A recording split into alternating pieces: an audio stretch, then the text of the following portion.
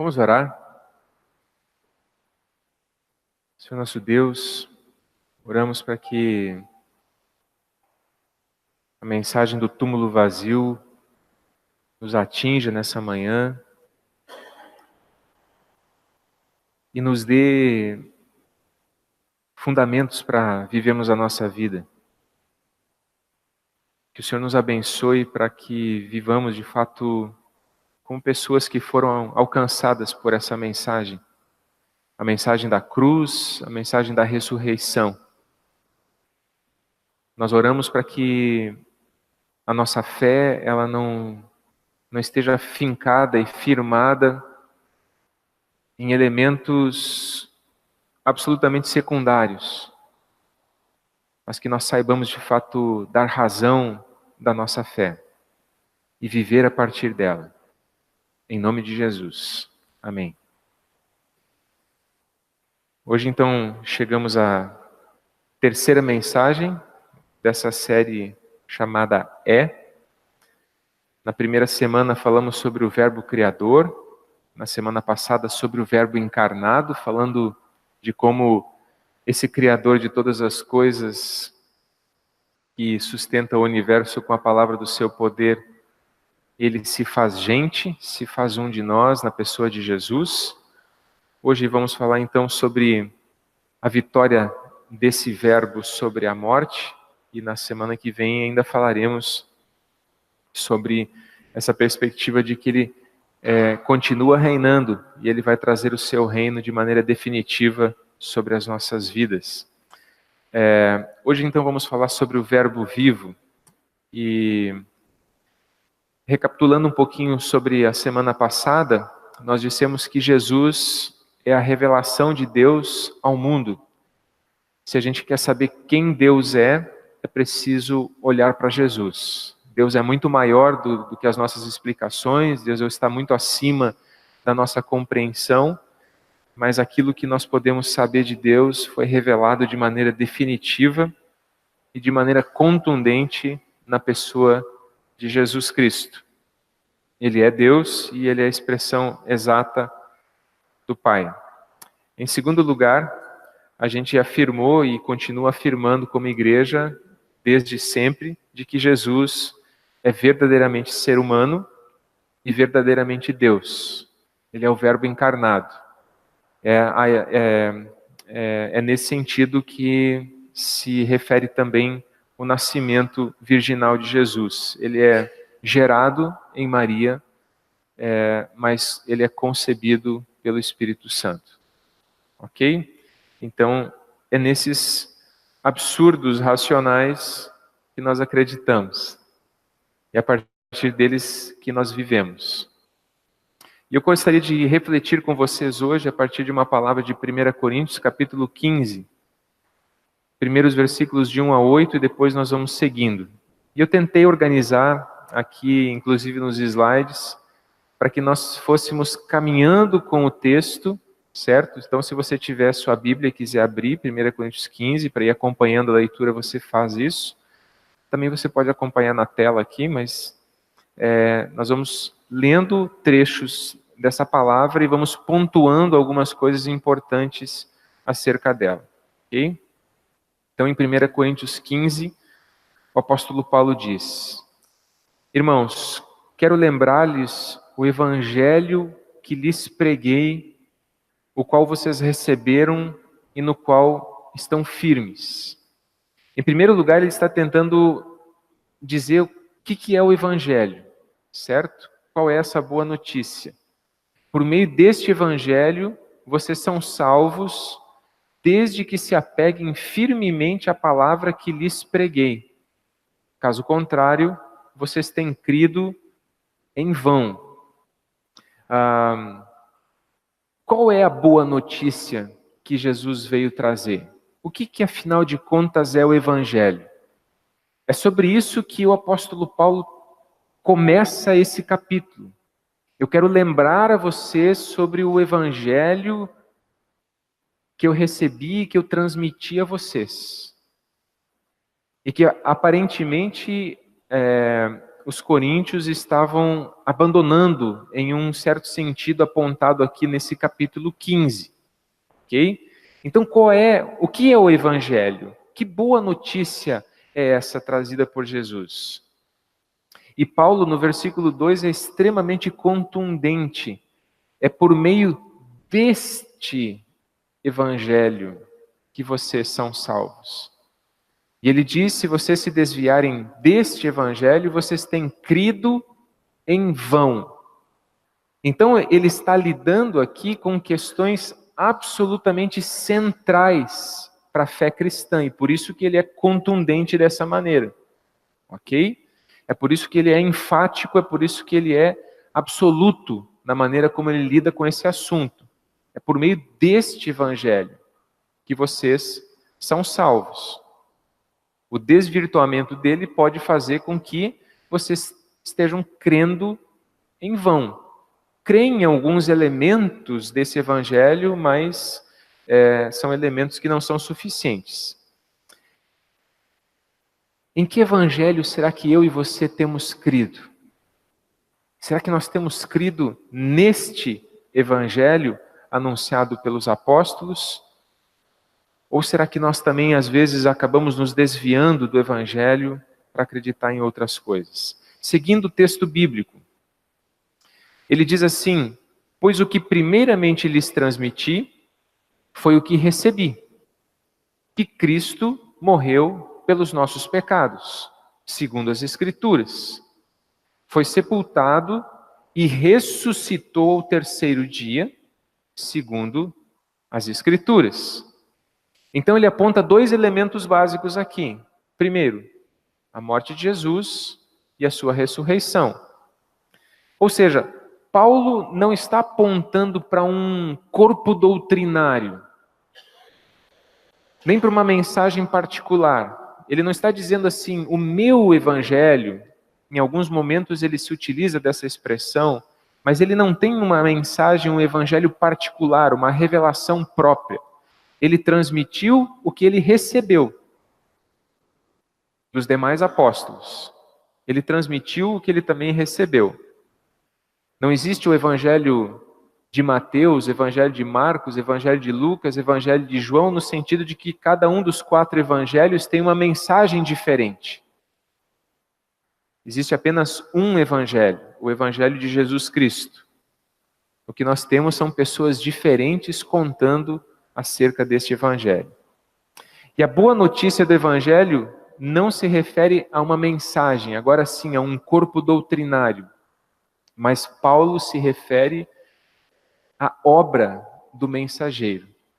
Ele diz: o evangelho não são as palavras que Jesus disse no Sermão do Monte. Não são as doutrinas que ele ensinou, não são as parábolas que ele contou. O evangelho é sua morte na cruz e sua ressurreição. Isso é o evangelho. A boa notícia é uma ação antes de ser uma mensagem. A mensagem que nós anunciamos é acerca de algo que Deus fez, não meramente algo que foi dito, algo que foi falado, algo que foi escrito.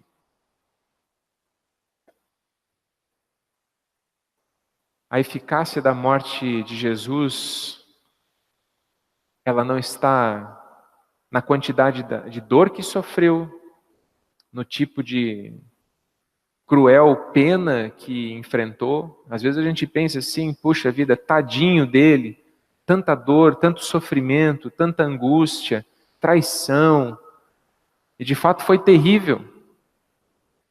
Mas a morte dele na cruz não é eficaz para perdoar pecados por causa da quantidade de dor que ele enfrentou. Aliás, existem 2 formas de compreender a morte de Jesus aproximadamente às 3 horas da tarde daquela sexta-feira.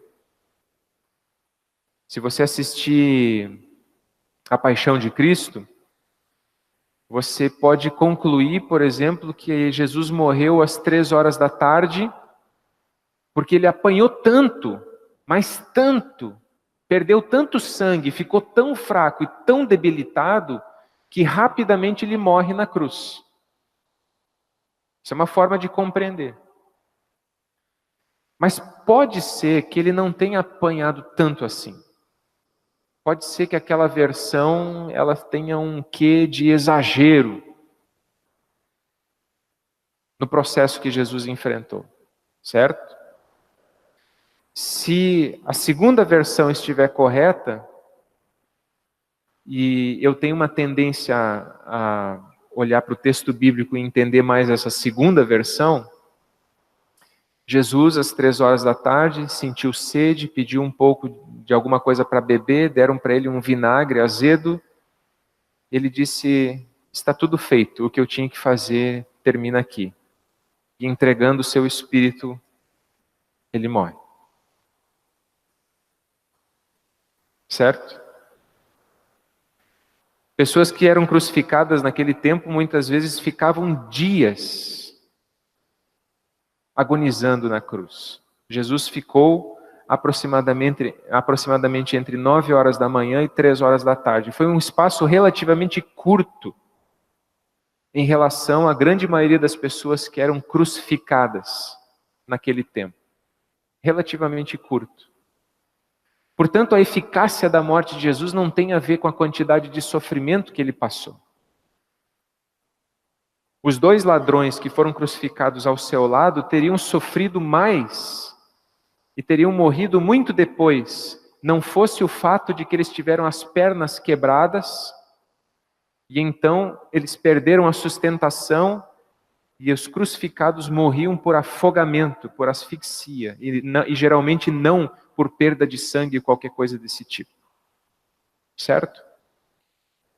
Então, nesse sentido, Jesus talvez na cruz em si tenha sofrido até menos do que outras pessoas. Mas a questão não é a dor que ele passou, não é o tipo de morte que ele sofreu. Podia ter sido numa cadeira elétrica, podia ter sido por apedrejamento, poderia ter sido em vários outros tipos de pena de morte. Nós teríamos outros símbolos que não a cruz. Foi circunstancialmente a cruz. A questão é quem está morrendo ali. A questão é que quem entrega a vida ali é aquele que é o eu sou. É o único capaz de pagar pela nossa dívida, é o único capaz de absorver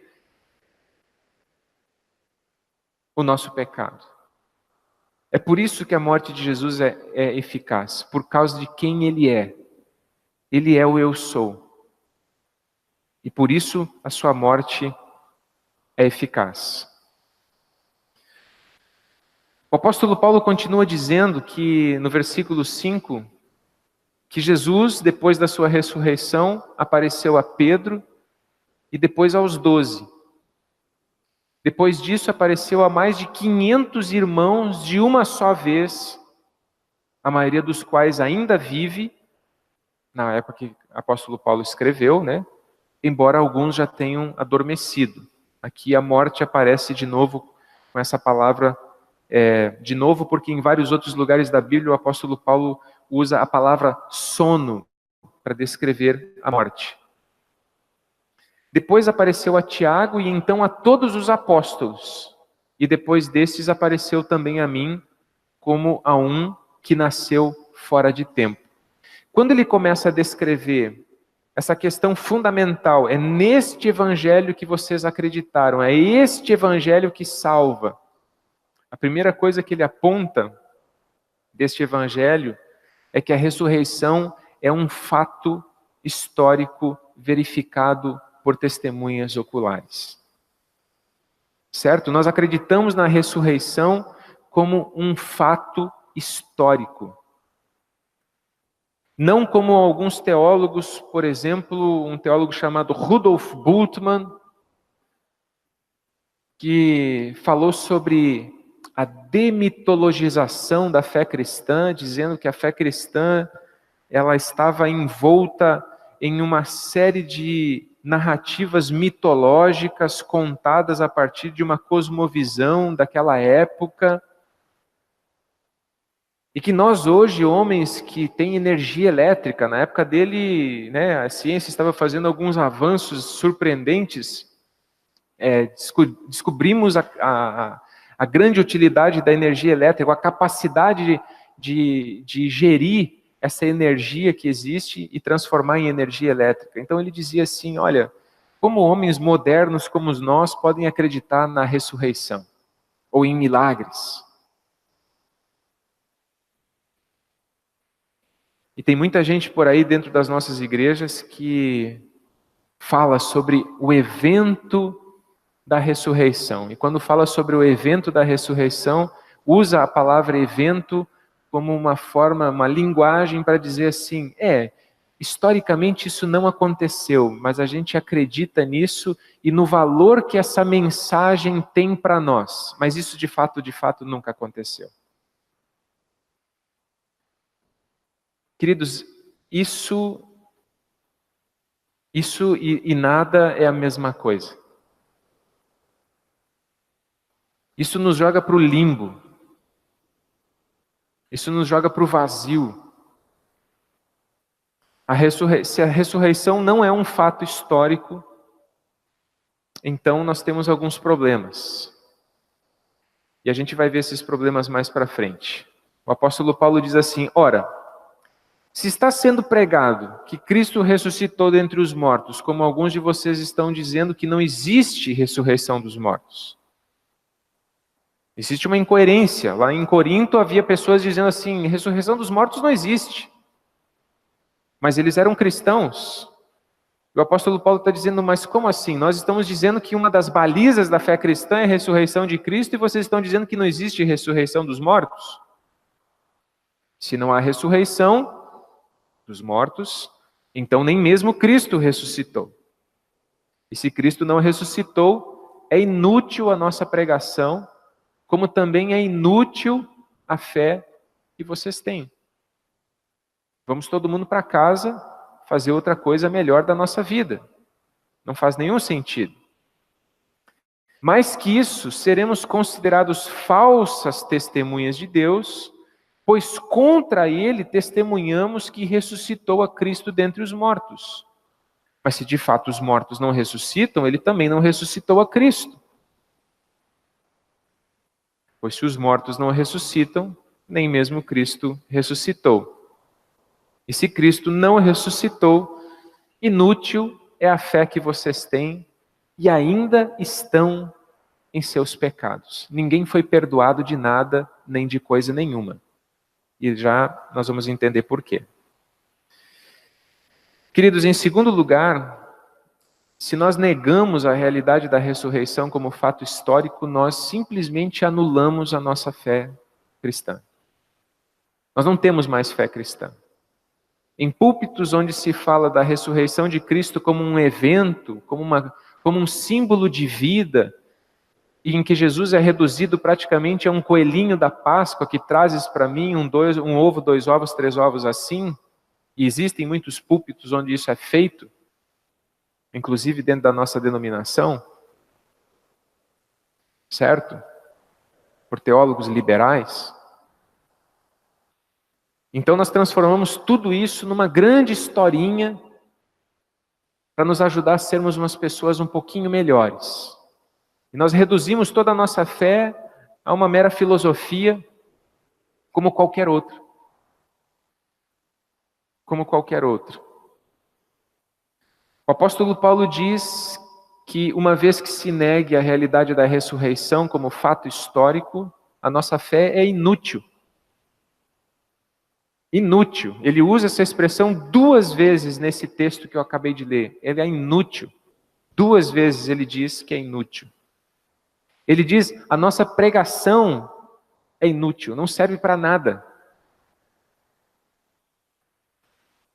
Porque o que nós falamos em termos de melhoramento das pessoas, se Jesus não ressuscitou, e se isso não é uma realidade que traz um poder que nos faz assentar nas regiões celestiais em Cristo Jesus, como ele mesmo disse, então qualquer outro tipo de mensagem pode ter o mesmo efeito sobre as nossas vidas.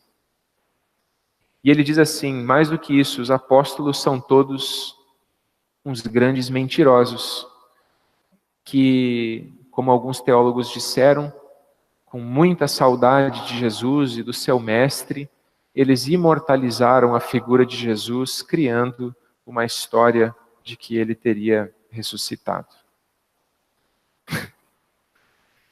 Certo? Isso e nada é a mesma coisa. É completamente a mesma coisa. Na verdade, a ressurreição é a garantia de que o sacrifício de Cristo foi aceito. Por isso o apóstolo Paulo disse: se Cristo não ressuscitou, nós continuamos nos nossos pecados. O fato de Jesus ter ressuscitado, de o Pai ter levantado ele dos mortos, significa que o sacrifício feito na Sexta-feira Santa foi aceito por Deus, pelo Pai.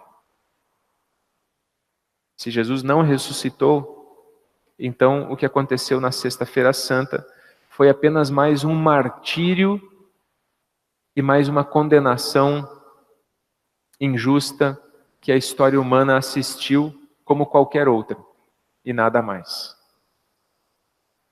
Se Cristo não ressuscitou, vocês ainda estão em seus pecados. É isso que o apóstolo Paulo afirmou.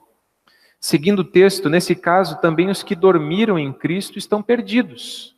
Os que dormiram, os que faleceram, os que morreram em Cristo estão perdidos. Se é somente para esta vida que temos esperança em Cristo, dentre todos os homens, somos os mais dignos de compaixão. E o apóstolo Paulo estava se referindo a isso porque na época se tornar cristão implicava em uma série de privações e uma série de perseguições. Então ele diz, se Jesus não ressuscitou, a gente está sofrendo por quê e para quê? Vamos voltar para a nossa velha vida. No 20, então, ele diz, mas de fato Cristo ressuscitou dentre os mortos, sendo as primícias, os primeiros frutos dentre aqueles que dormiram, dentre aqueles que morreram. A fé cristã está baseada em esperança. Nós vivemos entre o já e o ainda não. Em que sentido? Cristo já ressuscitou, vencendo a morte, mas nós ainda experimentamos a morte. Nós ressuscitaremos apenas na sua segunda vinda. E nesse meio tempo, requer-se fé nas promessas. É preciso ter fé de que as coisas são assim. É mais ou menos a mesma coisa que aconteceu com Abraão, quando Deus veio para ele e disse assim, Abraão, sai da tua terra, do meio da tua parentela, vai para uma terra que eu vou te mostrar. E ele foi. E ele foi.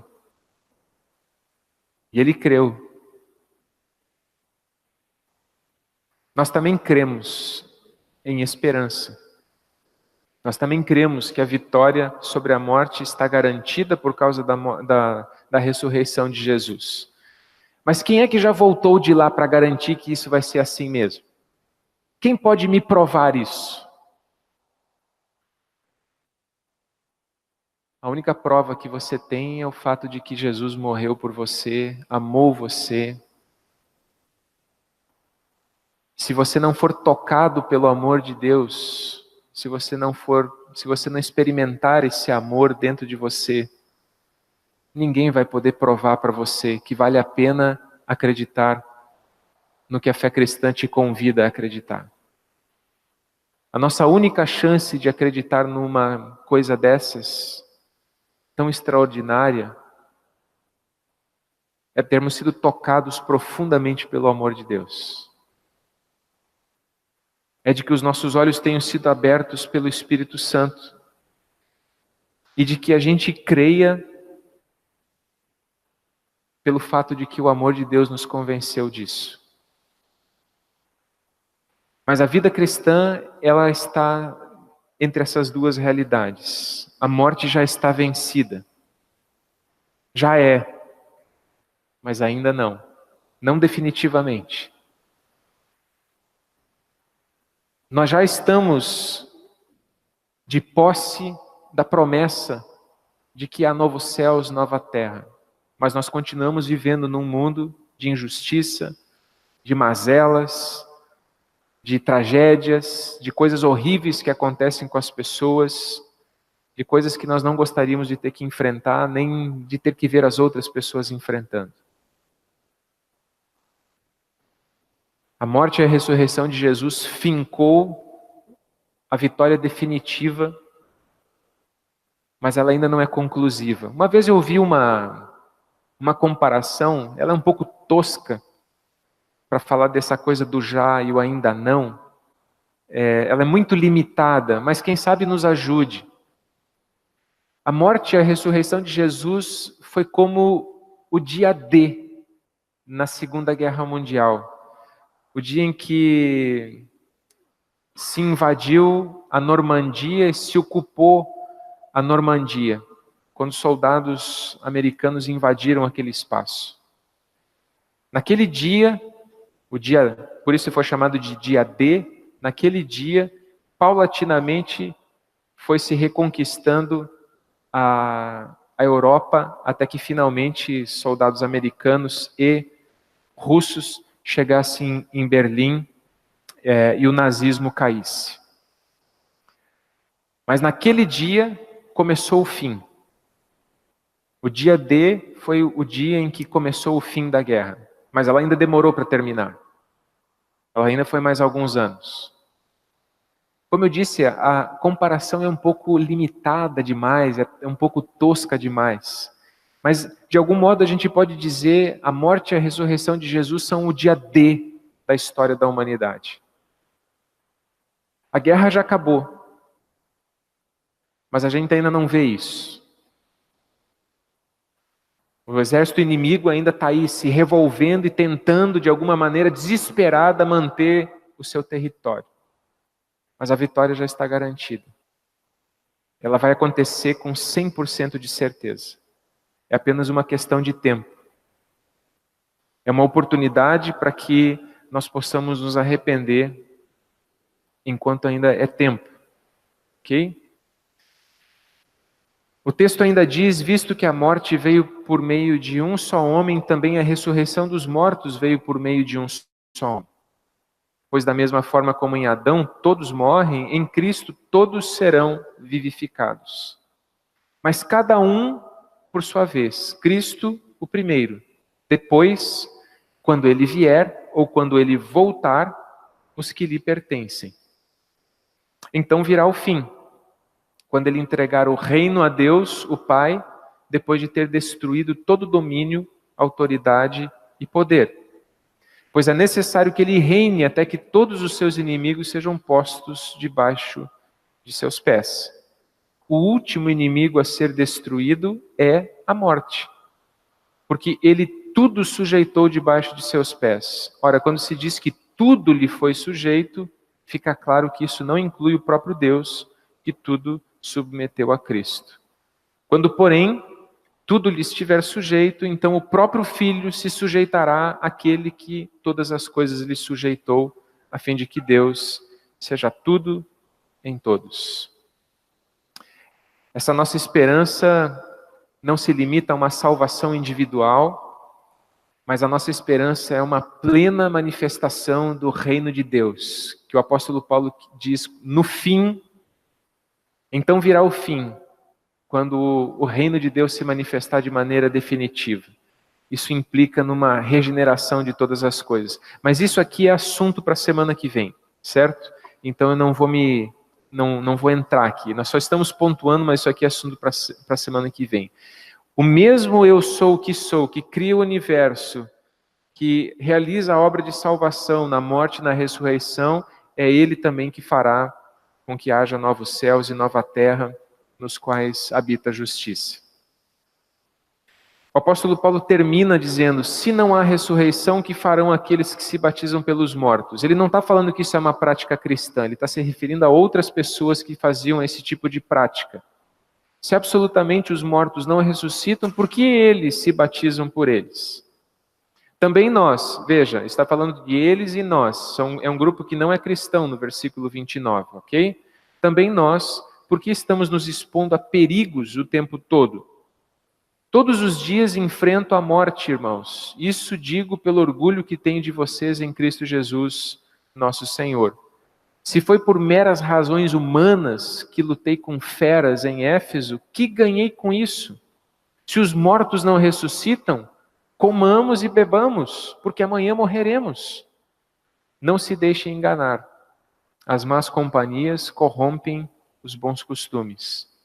Como justos, recuperem o bom senso e parem de pecar, pois alguns há que não têm conhecimento de Deus. Digo isso para a vergonha de vocês. Indo para o final, entre os elementos fundamentais desse evangelho, a esperança que o apóstolo Paulo aponta aqui não é uma atitude de passividade, mas justamente uma atitude de desapego, o que trazia ousadia. E aqui eu gostaria de dar uma certa ênfase. Por isso, para o apóstolo Paulo, ele estava disposto a sofrer pelo evangelho.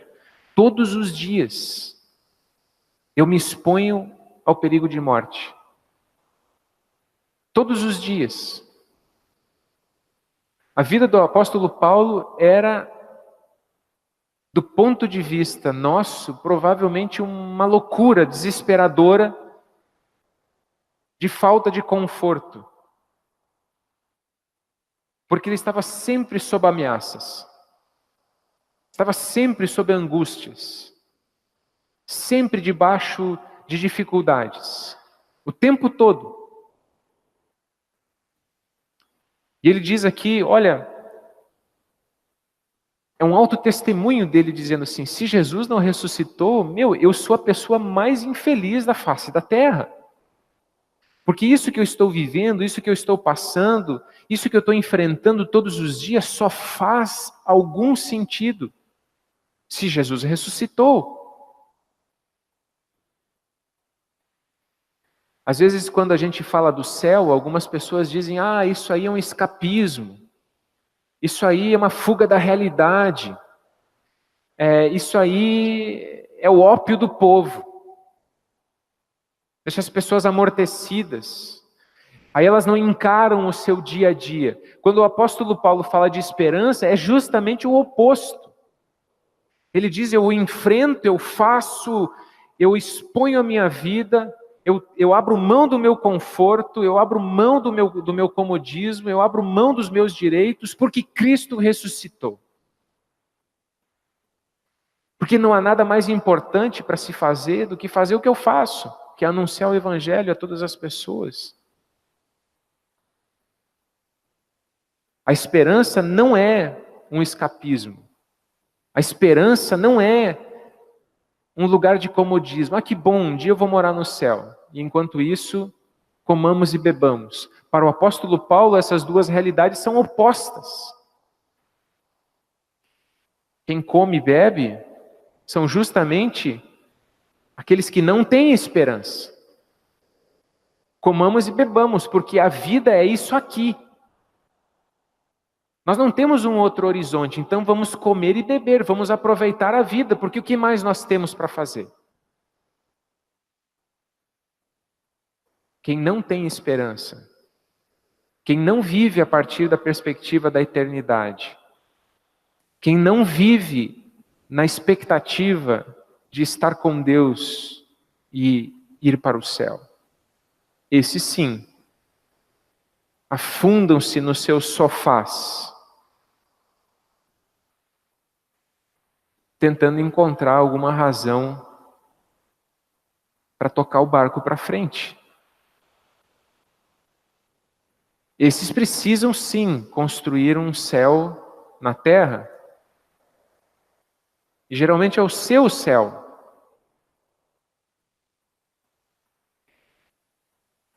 A grande pergunta, mas essa grande pergunta eu faço no final. Em 1 Coríntios 15, 58, que é o mesmo capítulo, só que é o final do capítulo, ele diz, depois de falar, ele continua falando sobre a ressurreição, mas como acontece isso? Aí o apóstolo Paulo explica, nós não vamos entrar, o texto é bem longo, né? Imagina, já estou citando o versículo 58. Ele diz assim: portanto, meus amados irmãos, mantenham-se firmes e que nada os abale. Sejam sempre dedicados à obra do Senhor, pois vocês sabem que no Senhor o trabalho de vocês não será inútil. Quando a gente tem esperança, quando a gente sabe que o que a gente está fazendo não é para nós mesmos, mas que isso tem reflexos eternos, a gente está fazendo isso para Deus, então a gente se sente impulsionado para arregaçar as mangas. A gente se sente movido e motivado a servir a Deus, a servir as pessoas, a abrir mão dos nossos confortos, dos nossos comodismos, porque a gente tem plena consciência de que a gente não pode se apegar nem àquilo que a vida, digamos assim, nos dá e que a gente entende como benesses, e nem ficar amarrados e limitados com aquilo que a vida nos trouxe de coisas que nós consideramos injustas, que nos fizeram sofrer. Porque se nós estamos caminhando para a nossa verdadeira casa, se a nossa casa não é aqui, se o nosso lar ainda não é aqui, então eu posso viver uma vida mais simples nesse lugar. Então eu não sou jogado no desespero se tragédias acontecerem, se situações difíceis se acometerem à minha vida, porque vai chegar um momento em que toda lágrima do olho será removida pelo próprio Deus. Vai chegar um momento em que a morte, a dor, o sofrimento, o luto desaparecerão. Essas realidades cessarão. Mas nós estamos no já e no ainda não. Já é uma certeza por causa da ressurreição de Jesus. Ele é a garantia de que isso vai acontecer, mas não é aqui.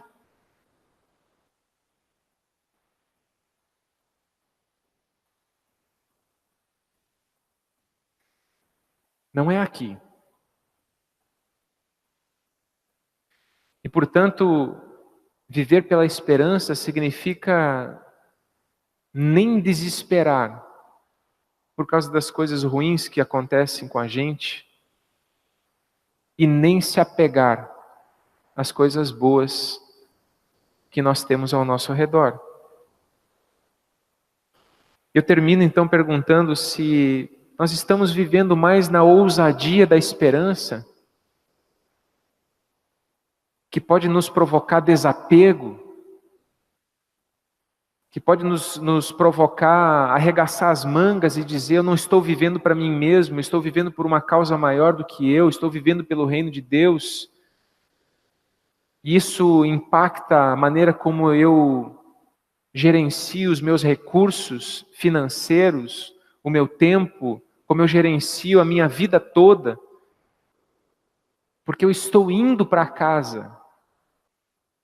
Ou será que nós estamos mergulhados numa apatia materialista, mais ou menos como o apóstolo Paulo descreveu em relação aos demais: comamos e bebamos, porque a vida é isso aqui. Aonde está a minha e a sua esperança? Porque você tem uma esperança. Ninguém vive sem esperança. Mas qual é a tua esperança?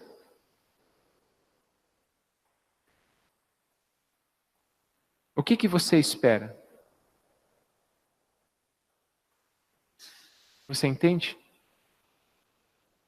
A fé cristã nos convida a colocar a nossa esperança nessa realidade, a ressurreição de Jesus. E isso tem profundas implicações para a nossa vida. Pastor, eu não creio em nada disso. Ok.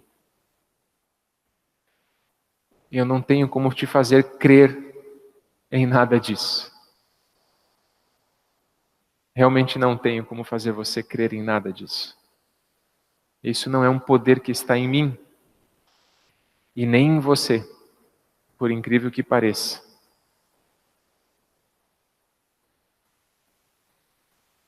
Mas se você puder abrir o seu coração, pelo menos um pouquinho, se você puder abrir uma janela para que o amor de Deus, para que o Espírito Santo de Deus possa gerar esperança dentro do seu coração, isso pode provocar em você um novo jeito de viver e um outro tipo de segurança para a vida e para a morte. A morte não terá mais o poder de desesperar você no sentido de que, meu Deus, e agora? É o fim de tudo? Não, é o começo. É só o começo.